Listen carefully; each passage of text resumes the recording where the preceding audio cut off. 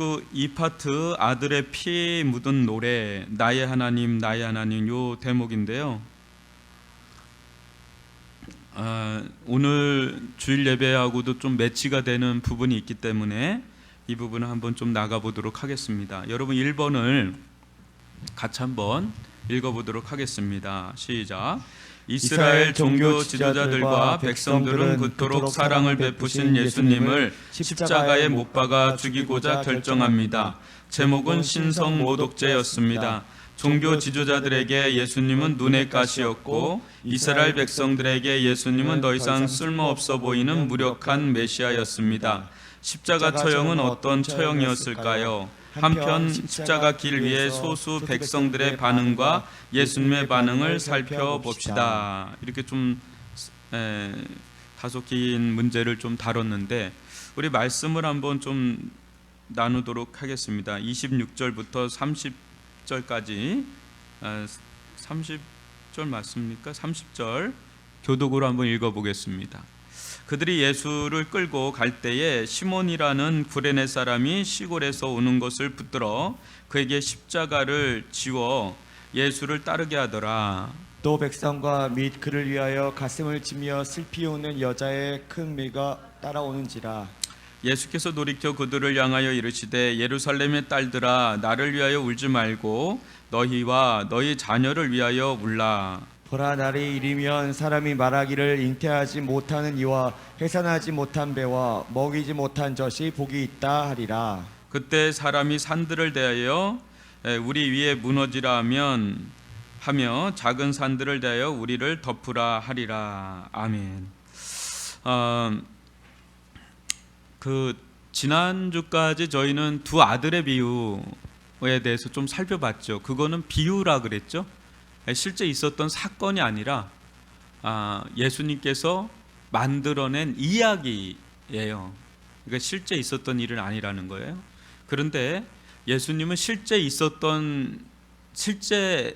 있을 사건에 대해서 미리 이야기로 풀어준 거예요. 비유를 통해서 좀 이해하기 쉽도록. 왜냐하면 십자가는 비밀이기 때문에 그것을 그냥 십자가라는 사건을 그냥 대면하면 그게 무슨 의미인지. 여러분 예전에 패션 오브 크라이스트라고 하는 영화를 본 적이 있나요? 나무 형제 본 적 있어요? 그럼 나이가 좀 있는 건데 그거 보고 제가 막 엉엉 울더라고요. 그 극장 안에서 막 오열을 하는 아주머니들이 계셨어요. 근데 저는 왜 오열을 하지? 이 생각이 드는 거예요. 근데 그 오열을 하시는 분들은 그 의미를 알기 때문에 오열하는 거예요. 그죠? 오열하시 눈물 흘리는 거예요. 근데 불신자들의 입장에서 그 영화를 보면 그냥 휴머니즘의 극치죠. 휴머니즘의 진짜 막 너무 선량한 분이 너무 진짜 억울하게 죽음을 당한, 그래서 거의 막 눈물 흘릴 수 있어요. 그러니까 그 사건보다 더 중요한 건 그 사건에 담긴 미닝, 의미가 더 중요한 겁니다. 그것을 이제 우리는 복음서를 보면 솔직히 미닝이 나와 있지 않아요. 그렇게 많이. 왜? 복음서는 사건의 기술이에요. 그냥 쭉 이런 사건의 기술. 그거에 대한 폭넓은 어떤 미닝, 메시지, 폭넓은 어떤 그것을 보여주는 것은 오히려 서신서예요. 그죠? 그래서 서신서와 복음서가 맞물려야, 왜? 복음서는 역사적 사건이냐 아니냐 그거를 판가름할 수 있는 중대한 어떤 기초가 돼요. 역사적 예수라고 하는 논쟁이 엄청 많습니다. 왜? 믿지 않는 사람들은 예수는 역사적으로 존재하지 않았다라고 하는 그런 신화적인 인물이라고 치부하는 신학적인 경향이 있어요. 여러분들은 그거에 대해서 고민 안 하지만 많은 거의 천재적인 학자들은 이거 가지고 엄청난 논쟁을 벌여요. 믿질 않으니까, 자유주의 신학 쪽에서. 그거에 대해서 엄청난 뒷받침을 하는 증거는 대부분 복음서입니다. 그러나 그 사건이 과연 우리에게 어떤 의미가 있는지, 어떤 신학적 의미가 있는지에 대해서 아주 이제 폭넓게 풀어주는 데는 이제 서신서죠. 그런 점에서 패션 오브 크래프트에서 제가 이제 아쉬웠던 거는 그냥 이렇게 사건에 대한 기술은 쭉 해줬는데 그게 뭐야 그래? 그게 어떤 의미라는 거야 대체? 그거에 대해서는 일도 얘기를 안 해주잖아요. 그러니까 우리 같이 믿는 사람이야 그거에 대해서 은혜를 받지만 믿지 않는 사람에게는 그거를 알 리가 없죠. 메시지가 없는 거죠. 한마디로 메시지가 뭔지 모르는 거죠. 그래서 예수님은 이제 비유를 통해서 그 얘기를 했지만 실질적인 오늘부터 나오는 이 부분은 이제 오늘 우리가 요 1번 같은 경우는 대표적으로 그 사건을 이제 묘사를 하는 거예요. 이 사건.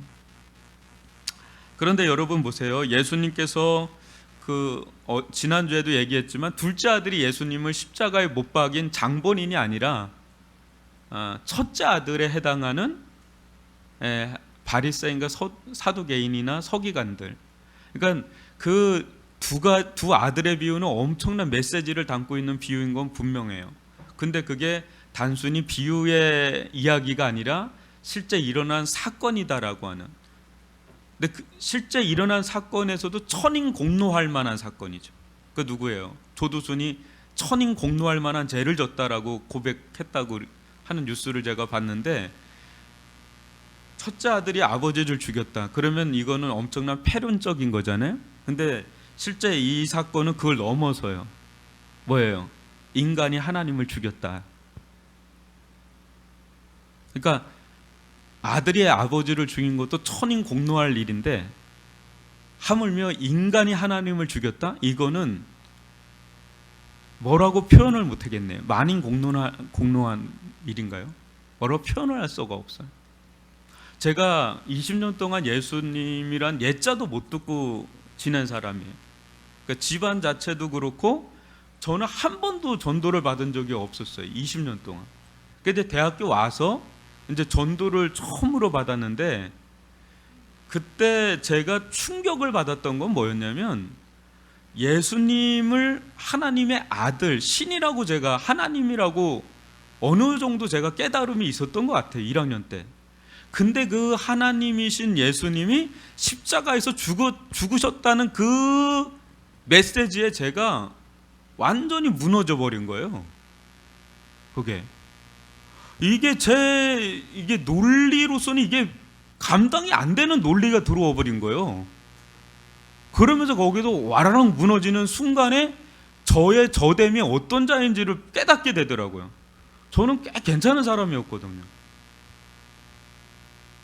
여러분 너무 진지해가지고 곤란해요. 이 시간은 저도 좀 편하게 하고 여러분들도 너무 긴장하지 마시고. 그래서 저는 제가 고등학교 때만 해도 술 담배 하는 애들이 꽤 많았습니다. 당구 이제 마세이 찍고 막 이런 애들도 막 있고 말이죠. 그러니까 상당한 높은 수준의 당구 실력을 가진 애들이 고등학교 시절에도 많았어요. 그렇다고 제가 다닌 학교가 허접한 학교가 아니라 그냥 10대 명문고였어요. 그때 당시에는 이렇게 하여튼 그런 데였어요. 그러니까 그런 데서 한 번도 예수님을 접한 적도 없고, 이렇게 얘기를 들어본 적도 없고, 대학교 와서 이렇게 예수님 만나긴 했지만 그때 대부분 이제 하여튼 화장실 가면 그렇게 담배 연기로 자욱했어요. 제가 잘못 얘기했네요. 흐름상. 하여튼 공부 잘하는 애들만 모아놓은 학교였는데, 그래도 싸움도 많이 일어났고요. 심지어 칼로다가 막 싸우는 애들이 있었어요. 밥 먹는데 뒤에서 칼로다가 막 칼을 꺼내더라고 진짜로. 저 뭐야 막 할 정도로 막 그런 일들도 있었고, 담배 냄새가 하여튼 심한 애들도 많았고요. 근데 저는 그때 당구장도 안 다니고 담배도 안 피고 술도 안 마시고 모범생처럼, 교회는 안 다녔지만 굉장히 모범생에 있는 아주 얌전한 학생. 그 이제 대학교 와가지고 예수님 그 복음을 이렇게 접하는데, 뭔 죄를 그렇게 졌겠어요. 20살 고등학교 지나가지고 뭔 죄를 졌길래. 근데 그때 지존파라고 그때 막 엄청났죠. 지존파보다 더 악한 죄인이라는 깨달음이 오는데, 이건 누가 이렇게 주입한다고 이게 깨달아지는 게 아니지 않습니까? 성령께서 저로 하여금 하나님을 기준으로 깨닫게 한 거죠. 그러니까 사람을 기준으로 하면 뭐 그럴 정도는 아닌데 하나님을 기준으로 할 때는 나는 벌어지만도 못한 죄인이라는 걸 그때 깨닫게 하시더라고요. 그때 예수님을 이렇게 만나고 영접하게 되었는데요. 오늘 여러분 이 말씀 속에 뭐 이 첫째 아들 우리가 과연 예수님을 죽인 장본인인가라는 거죠. 우리가 과연 예수님을 죽인 장본인인가? 지금 첫째 아들에게 이제 죄를 몰고는 있는데 실은 첫째 아들뿐 아니라 둘째 아들 그리고 우리가 예수님을 십자가에 못 박은 자들이에요. 거기서 자유로울 수 없는 자들이라고. 우리의 뭐가 그를 십자가로 몰고 갔는가? 결국 우리의 죄라는 거죠. 그러니까 여러분 제가 늘 얘기하잖아요. 이 세상에서 한 인간으로 태어나서 최고의 복은 뭐냐면 자기가 죄인이라는 걸 깨닫는 게 복이에요. 뭘 추가적으로 뭘 하는 게 아니라 자기를 깨닫는 게 복이라니까. 너 자신을 알라 그러잖아요. 델포이 신전에 네 자신을 알라라고 하는 걸 가지고 이제 소크라테스가 막 얘기를 하는 거잖아요. 그게 이제 그 신탁처럼 해가지고 그게 이렇게 써 있는 거예요. 여러분 자신을 아는 게 얼마나 복인지 몰라요. 자신을 모르는 게 저주예요. 근데 자신을 아는 지식이 굉장히 중요한데 그럼 우리에 대해서 뭐 쭉 알 거 아니에요. 우리가 여태까지 살아오면 나는 이런 사람이고 이런 사람이고 이런 것들은 결정적인 알미 아니에요. 나에 대해서 결정적인 축복의 알면 뭐냐면 내가 철저한 죄인이라는 거예요. 이거에 대한 깨달음이 얼마나 깊으냐에 따라서 복음의 가치가 달라져요. 그래서 수많은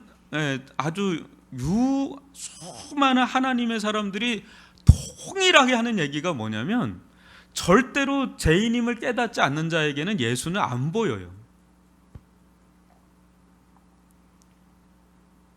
그거는 이제 다음 주에 성탄절 때 좀 얘기를 나누겠습니다. 절대 자기가 죄인임을 깨닫지 않는 자에겐 예수님은 절대 보이지 않습니다. 여기서 보인다는 거는 다른 의미의 보인다는 걸 의미인 걸 아실 거예요. 그죠? 우리가 예수가 보이는 교회예요. 그죠? 어떤 사람이 예수가 보인다고요? 자기가 죄인임을 깨닫지 않는 자에게는 1년이고 10년이고 20년을 다녀도 예수 안 보여요. 제가 왜 그러냐면 제가 1학년 때 예수님 만났다 그랬잖아요. 근데 C.S. 루이스도 3번의 회심의 경험이 있었어요. 하나는 상상력의 회심의 경험이 있었고 하나는 지성의 회심의 경험이 있었고 세 번째는 존재론적인 회심의 경험이 있어요. 이게 세 번째 됐을 때 완전한 그리스도인이 된 건데 저는 한 2번 정도의 경험이 2-3번 정도 있었어요. 3학년 때 경험이 있었는데 이게 저는 아예 초짜다 보니까 1학년 때 예수님을 만나긴 했는데 완전 초짜다 보니까 성경도 모르고 그러니까 교회를 어릴 때부터 다닌 애들하고는 얘기가 안 돼요. 제가 미천이 딸려요.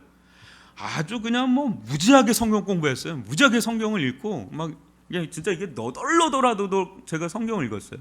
근데 3학년쯤 되니까 목사님의 설교를 듣는데 목사님이 항상 예수 그리스도의 이름으로 기도합니다로 끝나더라고요. 모든 설교가 모든 게 예수인 거예요. 3년을 들으니까 이제 기가 트여가지고 다 예수라는 거야. 내 속에서는 아니 하나님이면 됐지 왜 예수야 이 얘기를 막 제가 하니까 다들 저보고 이상한 눈초리로 저를 쳐다보는 겁니다.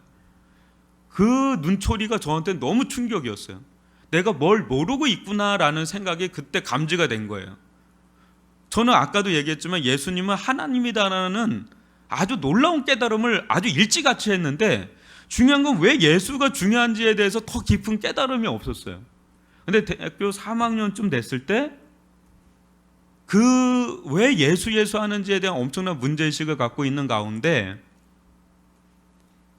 그때 제가 1학년 때는 존재론적인 회개를 했다면 3학년 때는 제가 제 인생을 돌아보니까 도덕 윤리적으로 지은 죄들이 막 생각이 나는 거예요. 많이 막 이런 죄 저런 죄 했던 뭐 거짓말하고 욕하고 막 했던 게 막 다 생각이 나고 누나한테 함부로 했던 것부터 부모님, 그게 저는 죄라고 생각이 안 들었던 거였거든요. 죄라고 생각하지 않았던 것들에 대한 제 인식이 다시 한번 아주 심각할 정도로, 어느 정도로 심각하냐면 제가 지옥에 빨려 들어가는 듯한 경험을 할 정도예요. 제 심령 자체가. 네. 그런 가운데 아주 명백하게 보이는 게 예수가 보이더라고요. 그때 아주 뭐 붙잡을 게 없어요. 내가 아주 뭐 진노받을 죄인이란 깨달음이 오는 순간에는 아무 붙잡을 게 없더라고요. 그때 예수님이 보이기 시작을 하고 예수님의 십자가가 너무 또렷하게 깨달아진 경험이 대학교 3학년 때 개인적으로 또 한번 깊이 십자가의 담금질을 한번 한 거죠.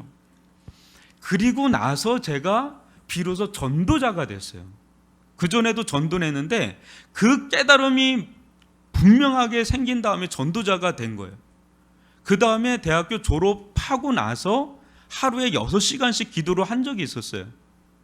졸업할 때쯤에. 그때 십자가에 대해서 한 번 더 깊이 깨달았어요. 그때 깨달으면서 십자가에 대한 경험을 3번 한 거죠. 그렇게 한 일종의 3번을 한 거예요. 제가. 그때 제가 왜 예수, 왜 십자가, 왜 복음, 그거에 대해서 저는 체험적으로 깨달은 경험들이 생긴 거예요. 근데 그때 가장 이꼬로 되는 관계는 죄인이다라는 깨달음하고 십자가, 예수하고 다 연결고리가 되는 거예요. 그러니까 교회 와서 여러분, 아까 1부, 2부 뭐 설교 가운데도 그래요. 그 6월절이라는 거 얘기했잖아요. 정말 이스라엘은 이집트 세력으로부터 도저히 나올 수 없잖아요. 그리고 죽음의 사자에서 벗어날 수가 없어요. 오직 좌우의 문설주에 바른 어린 양의 피의 은혜가 아니면 살 길이 없어요. 근데 그거는 고스란히 누구의 실존을 말해주고 있는 거냐면 우리의 실존을 얘기를 해주는데, 한번 대놓고 한번 여러분 나가보세요. 광장으로. 이걸 깨닫는 게 말이 통하는 건지, 자기가 진짜 죄인이라는 걸 깨닫는 거를 한번 얘기를 해보세요. 누가 이게 누가 깨달아 주겠어요? 누가 인정하겠어요? 그리고 내가 감옥에 가지 않는 한, 또 감옥에 가도 못 깨닫는 게 내가 진짜 철천지 죄인이라는 거를 깨닫는 게 어려운데, 이건 성령의 은혜가 아니고선 깨달을 수 있는 게 아니에요. 진리와 대면하고 하나님의 임재 아래 놓여 있지 않는 한 그걸 깨달을 수가 없어요. 그러니까 제가 이게 가장 큰 복이라는 게 그거예요. 그래야 복음의 문이 열려요. 예수가 보여요. 그러니까 이게 복이라는 거예요, 제 말은. 아멘이십니까? 그래서 여러분, 이 예수님께서 왜 이걸 다 아셨어요. 그리고 첫째 아들인 바리새인과 서기관들, 또 둘째 아들이고 뭐고 간에 온 세상의 사람들이 자기를 죽일 걸 다 아시고 그 길을 가시는데, 거기서 아주 유명한 말씀을 하시죠. 28절 한번 다시 한번 볼까요? 예수님 뭐라 그래요? 예루살렘의 딸들아, 나를 위하여 울지 말고 너희와 너희 자녀를 위하여 울라. 이게 우리의 실존이에요. 예수는 우리의 실존을 또 그냥 이게 눈에 보인 거예요. 그냥 딱 사람을 보면 이 사람이 지금 어떤 상황에 놓여 있는지가 예수는 다 보이는 거 그냥. 그러니까 이렇게 보면은, 이렇게 보는 게 아니에요. 우리 같이 이렇게 보는 게 아니라 예수는 영안이 있기 때문에 우리의 실존을 보시는 거 그냥. 이제 밑바닥까지 보시는 거예요. 그러니까 너희와 너희 자녀를 위해, 왜 나를 위해 우냐? 근데 이거 되게 우스꽝스러운 얘기잖아요. 이렇게 겉으로 보면 지금 누가 누구를 울라 말라 그래? 지금 가장 처절하게 죽을 분이 당신인데, 근데 어디에서 그런 당당함이 나오냐고요. 그게 이제 그 뒤에 나오는 거죠. 29절하고 30절 보면 이게 마지막 날 이제 어떤 일이 일어날지에 대한 걸 아시니까 그런 거죠. 보라, 날이 이르면 사람이 말하기를 잉태하지 못하는 이와 해산하지 못하는 배와 먹이지 못하는 젖이 오히려 복이 있다는 거예요. 옛날에는 이거는 저주예요. 여러분, 옛날로 보면 이건 저주라고, 애를 못 갖는 게 무슨 그게 복이에요. 근데 마지막 날에서는, 심판의 때는 이런 자가 복이죠. 그죠? 네. 그러면서 그때 어느 정도의 그 고통을 당하냐면 30절이에요. 산들이 차라리 무너졌으면 좋겠다, 나를. 예. 덮었으면 좋겠다 할 정도로. 그렇게 무시무시한 하나님의 아주 그 무시무시한 하나님의 공의의 심판이 기다리고 있는 거를 보니까 나를 위해서 울지 말라. 나는 십자가 정도에서 죽지만 너희들은 그 정도에서 끝날 자들이 아니다라는 거를 예수님이 아셨기 때문에, 그래서 너희와 너희 자녀를 위해 울라라고 하시면서 십자가의 길을 가시는 거예요. 그러니까 이것은 그냥 가지고는 알 수가 없는 세계예요. 이 세계가, 이 진리의 세계가, 이 복음에 눈 뜨는 게 그냥 인간의 이성으로는 이게 깨달을 수가 없어요. 그건 성령의 조명하심이 있어야, 성령의 은혜가 있어야 이거를 깨달을 수가 있는 거예요. 그래서 한번 보세요. 1번을 같이 읽어볼까요? 시작. 우리는 마음대로 죄를 짓는다 하지만 그 결과는 우리가 결정지을 수 없습니다. 죄 아래 있는 세상이 처한 현실은 무엇입니까? 여러분, 우리가 내 죄의 기준도 사람마다 다릅니다. 그죠? 요즘에 뭐 우리 기독교의 눈으로 보면 모든 사람들이 다 죄인이에요. 그러니까 죄를 져서가 죄인이 아니라 그냥 존재적으로 죄인이에요. 그래서 죄를 짓는다는 거예요. 근데 우리는 보통 죄를 지으면서 내가 죄인임을 깨닫잖아요. 근데 성경은 엄밀히 말하면 죄인이기 때문에 죄를 짓는다고 얘기해요. 근데 이 죄의 문제를 지금 계속 이렇게 다루는데 이게 참 불편한 얘기들입니다. 불편한 얘기들이에요. 왜요? 오늘날은 더 불편해요. 왜냐하면 예전만 해도 죄라고 하던 게 오늘날은 문화로 넘어간 영역들이 상당히 많아요. 그러니까 문화로 넘어간 영역을 죄라고 꼬집으면 그 상당한 충돌을 일으킵니다. 상당한 갈등을 일으켜요. 제가 예를 들지는 않겠습니다. 너무 많은 예들이 있기 때문에 이런 예를 제가 쭉 얘기하면 여러분들 자체도 불편해요. 그럴 정도로 오늘날 문화가 되게 보편화되어 있어요. 네. 그렇기 때문에 죄라고 생각하는 게, 믿지 않는 사람도 이 정도는 죄라고 생각하지만 이 정도는 죄라고 생각하지 않는 게 있어요. 그러니까 죄의 기준이 너무 상대적이라는 얘기를 지금 하고 있는 거예요. 그런 가운데서 절대적 죄를 얘기한다는 건 상당히 불편한 얘기들인 거죠. 그런데 안 할 수는 없어요. 중요한 건 뭐냐면 지금은 내 마음대로 사는데 그게 뭘 잘못이냐, 누구한테 피해를 끼치지 않는 선에서 내 마음대로 사는데 왜 내가 죄인이냐, 그럼 할 말이 없어요. 세상적으로는. 그죠? 누구한테 피해를 끼치지 않아요. 폐를 끼치지 않고 나름대로 성실하게 열심히 사는데 왜 나한테 자꾸 죄인이라 그래, 불편해 하면 할 말이 없어요. 세상적으로.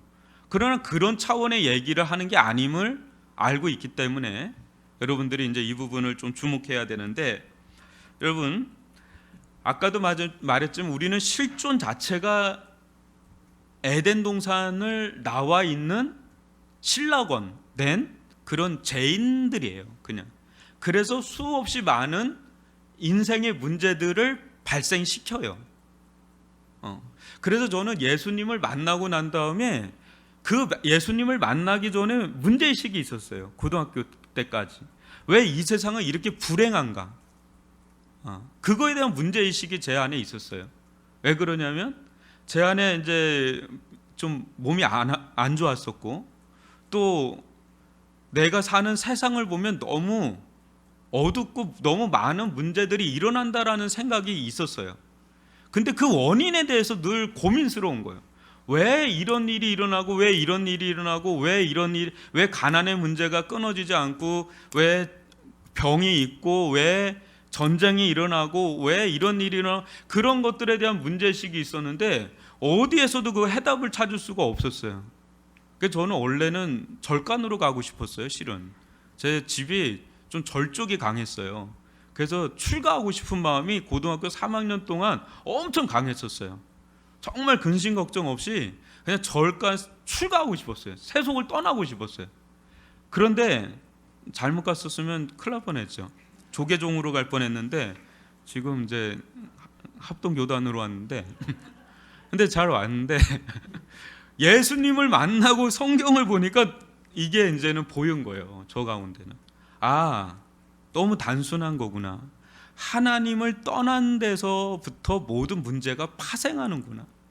그러니까 아무리 교육, 아무리 정치, 아무리 경제적인 그런 것들 아무리 땜빵을 해봐도 그건 땜빵 정도밖에 안 돼요. 계속해서 삐져나온다니까요. 계속해서 삐져나와요. 그래서 어디든 유토피아는 없어요. 다 디스토피아. 그러니까 유토피아를 잃어버린 세상이란 말이죠. 신라곤된 세상이란 그거 자체가 죄예요. 예. 거기서 이제 나오는 수많은 어떤 도덕 윤리적인 가지치기가 계속 나올 뿐이지 뿌리 자체가 이제 아예 뿌리 자체가 본질 자체가 죄인 거예요. 우리가 이거가 이제 중요한 거죠.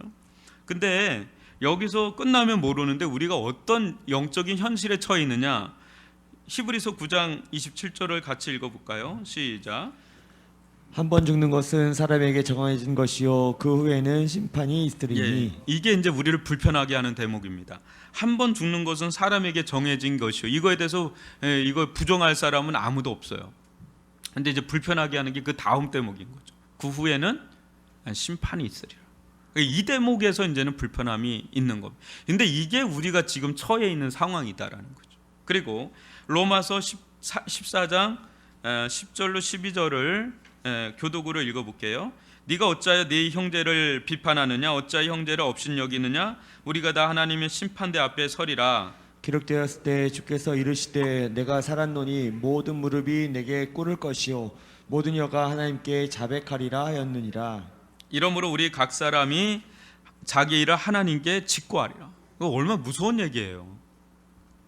우리가 하나님 앞에 서게 될 텐데 그때는 우리 혀가 직고한다는 거예요. 그러니까 내가 감추려고 감추지 않아도 이 혀가 다 고발하는 거예요. 내가 살았던 삶에 대해서 숨기고 싶은 것들까지도 다 그 앞에서 다 고백을 하기 시작하는데 이거 막을 도리가 없어요. 자유가 없어요. 그 하나님 심판대 앞에. 그러니까 여러분 생각해 보세요. 여기가 이제 법정인데 판사가 있고 검사가 있고 변호사가 있는데 지금 자칫 잘못하면 변호사 자리는 없고 검사만 있는 거예요. 검사가 수천 페이지에 해당하는 거를 다 근데 혀가 검사네. 양심이 검사네. 양심과 혀가 딱 연결돼 가지고 하나님 앞에 다 꼬발리기 시작하는데 그 앞에서 항소할 수가 없어요. 완전 기각이야. 항소할 수가 없어. 그러니까 그대로 그냥 당하는 길밖에 없는 게 우리네 영적인 처한 현실이다라고 하는 거죠. 그러니까 여러분 우리가 막 아무리 막 뭐 100평대를 살든 뭐 크루즈선을 뭐 타든 뭐 밍크 코트를 입든 뭐가 돼도 그게 왜 복이 안 되느냐라는 거예요. 그게 왜 성경에서 부자가 왜 하나님 나라 들어가기가 그렇게 어렵느냐, 왜 그런 얘기들을 예수님이 계속해서 그런 얘기를 하는지가 있는데 여기에서 다 풀리는 거예요. 이런 데서. 더 나가 볼까요? 히브리서 10장 29절부터 31절인데요. 하물며 하나님의 아들을 짓밟고 자기를 거룩하게 한 언약의 피를 부정한 것으로 여기고 은혜의 성령을 욕되게 하는 자가 당연히 받을 형벌은 얼마나 더 무겁겠느냐 너희는 생각하라. 원수가 없는 것이 내게 있으니 내가 갚으리라 하시고 또다시 주께서 그의 백성을 심판하리라 말씀하신 것을 우리가 아노니. 살아계신 하나님의 손에 빠져들어가는 것이 무서울진저. 여러분 나중에는 살아계신 하나님 손에 우리가 빠져들어가요. 그러니까 내가 내 인생 마음대로 사는 건 자유예요. 근데 그 자유에는 반드시 책임이 따르잖아요. 나중에는 살아계신 하나님 손에 우리가 빠져들어간다고요. 그 이 인식이 있느냐 없느냐는 어마어마하게 중요한 거예요. 아마 여기 계신 분들은 내세를 믿을 겁니다. 그죠? 이게 죽음 이후에 하나님의 살아계심과 하나님의 심판과 하나님의 구원하심과 또 천국과 지옥을 믿으실 거예요.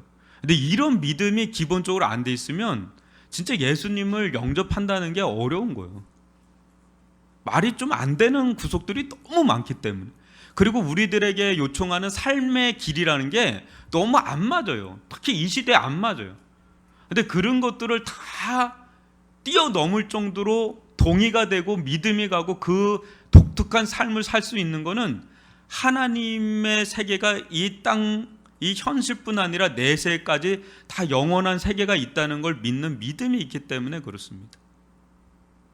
근데 그것을 지금 현실로서는 경험할 수 없는 바기 때문에, 한 내과학자가 있어요. 미국의 유명한 내과학자가 있는데 이 사람이 코마 상태가 된 거예요. 사고가 나서.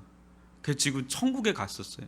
근데 이 사람이 갔다가 와서 하는 말이, 책도 있어요. 이 사람은 그냥 사람이 아니라 내과학자예요.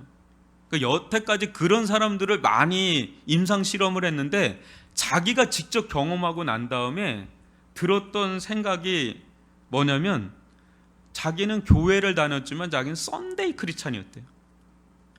썬데이 크리스찬은 정확하게 어떤 거냐면 종교인이에요. 근데 진짜를 본 거예요. 실체를 봤대요. 자기가 이제 리얼리티를 본 거죠, 진짜. 근데 이거를 내과학적으로 아무리 생각을 해도 이게 너무 리얼리티인 거예요.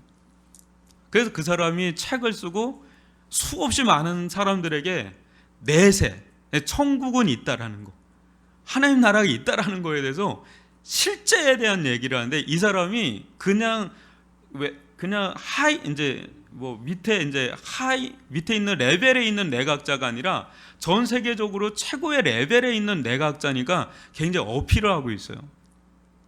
그러니까 이게 이제 굉장히 중요한 거죠. 근데 그 사람이 이제 실제를 본 거예요. 그래서 자기의 인생 자체가 완전히 변화된 이야기를 하는 거죠. 왜냐, 그걸 봤으니까. 여러분, 2번을 한번 볼게요. 제 아래 있는 자들에게 장차 쏟아 부어질 잔은 무엇인가?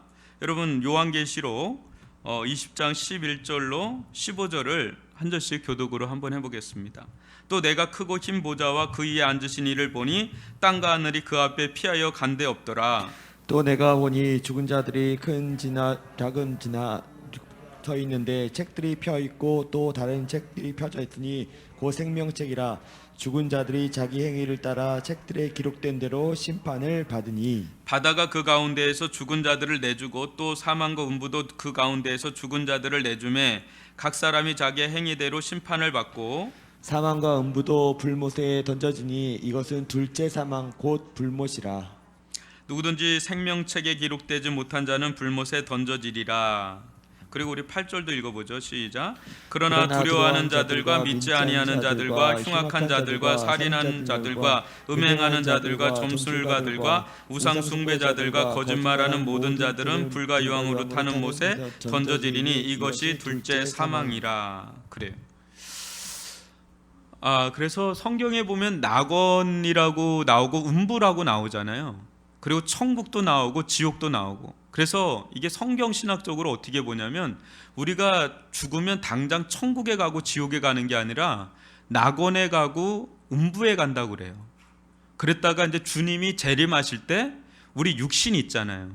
우리가 육신 있잖아요. 육신이 부활의 몸으로 이렇게 살아나요. 그런데 믿지 않는 자들은 심판의 몸으로, 믿는 자들은 생명의 몸으로 부활을 해서 낙원에 있던 영혼과 우리 육신 있잖아요. 육신과 연합을 해서 이제 진짜 하나가 되는 거죠. 그죠? 지금과 같은 이런 거죠. 그래서 심판의 몸으로서 또 영생의 몸으로서 부활한 상태에서 이제 어디로 가냐면 천국과 지옥으로 간다는 게 성경 신학자들의 일관된 아주 이제 합의된 그런 내용이에요. 저는 그거에 대해서 좀 동의를 하는 편입니다. 왜냐하면 우리 영혼만 막 그러는 게 아니라 우리 육신도 심판을 받게 돼 있어요. 그러니까 지금 두 가지 책이 나오잖아요. 그 모세도 그 책에서 나를 지워달라고, 저 사람들, 그게 생명책이에요. 그죠? 생명책과 행위책이 있다는 얘기를 하지 않습니까? 그죠? 그거에 대해서는 사도 바울도 얘기를 하죠. 생명책이 있다는 거. 그러니까 생명책이 있고 행위책이 있어요. 이제 행위책이 이제 우리에게 대해서 또 다 보여주고 있는 거죠. 그러니까 이게 우리가 처해 있는, 제 아래에 있는 영혼들의 처해 있는 상황이라는 거예요. 여러분, 그러니까 이제 하나님은 사랑의 하나님인 것은 분명하나 우리가 믿는 하나님은 공의의 하나님이다. 여기서 이제 자유로울 수가 없어요. 이 공의의 하나님 앞에서. 그래서 하나님께서 우리들 가운데 그래서 예수님을 보내주신 건데 2번을 한번 읽어보죠. 문제를 시작. 하나님의 아들이신 예수 그리스도를 가차없이 십자가에 못 박아 죽은 이들을 향한 주님의 마지막까지 외친 기도가 무엇입니까? 우리 34절만 읽어볼까요? 시작.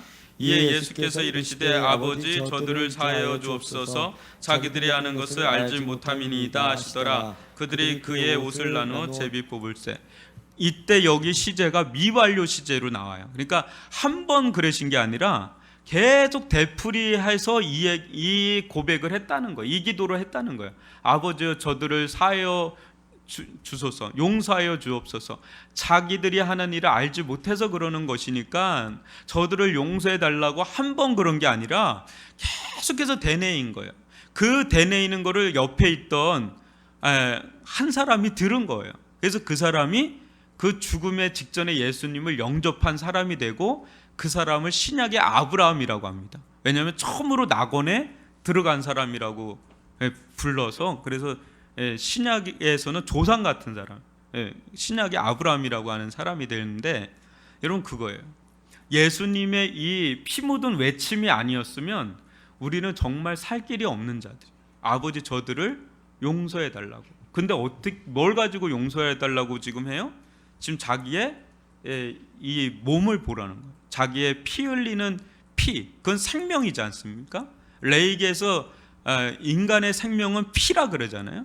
그러니까 예수님은 자신의 생명을 놓고 피 흘림을 줄줄줄줄 흘리면서 옆구리, 또 오른쪽 손목, 왼쪽 손목, 양쪽 발목에서 흘리는 오상이라고 그러거든요. 그 오상에서 흘러내리는 그 피를 담보로 이 기도를 하는 거예요. 그러니까 하나님이 이 기도를 안 들어주실 수가 없는 거예요. 그러니까 예수님은 우리가 당해야 될 모든 진노를 자기 몸으로 몸소 다 당하신 거예요. 그래서 우리가 예수님 안에서 제사함이 이루어지고 예수님 안에서 의롭다함이 이루어지고 그런 일이 일어난 거예요. 그래서 예수님의 십자가를 복음 중에 복음이라고 하는 겁니다. 그래서 여러분 1번을 거기 볼게요. 1번을 보면 한번 읽어볼까요? 시작. 예수 그리스도는 십자가 위에서 자신의 생명을 담보로 한 피 묻은 외침을 올리고자 세상에 오셨습니다. 이 피 묻은 외침이 우리에게 주는 의미가 무엇입니까? 여러분들 교재에 보면 쭉 나오는데 먼저 이사야서 53장 6절만 읽어볼게요. 이사야 53장 6절. 시작. 우리는 다 양 같아서 그릇 행하여 각기 제 길로 갔거늘 여호와께서는 우리 모두의 죄악을 누구에게 담당했다고요? 누구에게? 그에게 담당시켰다는 거예요. 우리가 담당할 걸 누구에게 담당시켰다고요? 그에게 담당시켰다라는 거예요. 그리고요 로마서 5장 9절을 읽어볼게요. 시작. 그러면 이제 우리가 그의 피로 말미암아 어떻게 됐다고요? 그의 피로 말미암아 의롭다함을 받았다 그래요. 이제 이 부분은 이제 다음 주부터 더 이 부분은 좀 나가겠는데 그로 말미암아 진노하심에서 구원을 받을 것이니 그래요. 그리고 에베소서 1장 7절도 읽어봅시다. 시작. 우리는 그리스도 안에서 그의 은혜의 풍성함을 따라 그의 피로 말미암아 속량 곧 제사함을 받았느니라. 그래서 그렇게 교회에 오면 예수 예수 예수 또 예수의 보혈, 예수의 보혈, 예수의 피, 예수의 피를 그렇게 강조하는 이유가 그 피가 우리의 죄를 속량하고 그 피가 우리의 죄를 용서하는 힘이라는 거죠. 십자가는. 그래서 베드로전서 1장 18, 19절도 한번 읽어볼게요. 시작. 오직 흠없고 점없는 어린 양 같은 그리스도의 보배로운 피로 된 것이니. 18절도 읽어볼까요? 너희가 알거니와 너희 조상이 물려준 헛된 행실에서 대속함을 받은 것은 은이나 금같이 없어질 것으로 된 것이 아니요 오직 흠없고 점없는 어린 양 같은 그리스도의 보배로운 피로 된 것이. 그러니까 어마어마한 돈으로도 우리의 제사함은 할 수가 없어요. 죄를 용서받을 길이 없어요. 그냥 금은 금이고 은은 은이에요. 그냥 돈은 돈이에요. 그게 우리의 영혼에 영향을 미칠 수 없어요. 물질적인 거는 절대로 영혼에 영향을 미치기가 어려워요. 근데 예수의 피는 우리의 영혼을 영향을 미쳐요. 우리를 깨끗게 한단 말이죠.